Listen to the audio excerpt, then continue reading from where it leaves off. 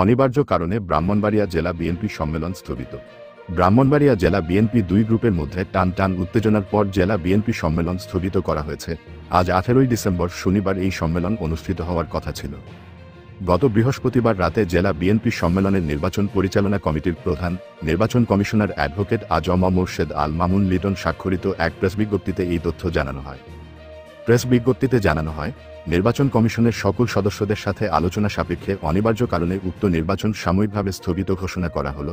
আগামী 20 জানুয়ারি 2025 তারিখে সম্মেলনের তারিখ পুনরায় ঘোষণা করা হবে।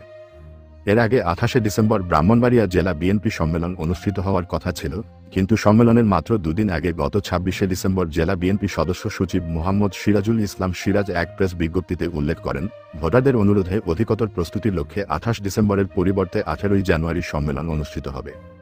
ব্রাহ্মণবাড়িয়া জেলা বিএনপি সম্মেলন অনুষ্ঠিত হওয়া না হওয়ার বিষয়টি নিয়ে দুপক্ষের অস্তিত্বের লড়াই হিসেবে দেখা হচ্ছিল। দলীয় নেতা কর্মীরা জানান, প্রথমে 28 ডিসেম্বর জেলা বিএনপি সম্মেলনের তারিখ ঘোষণা করা হয়, পরে এক দফা পিছিয়ে 18 জানুয়ারি সম্মেলনের নতুন তারিখ নির্ধারণ করা হয়। স্বচ্ছ ভোটার তালিকা প্রকাশ ও সম্মেলন পিছাতে এক পক্ষের দাবি মেনে নিয়েই নতুন তারিখ ঘোষণা করা হয়েছিল।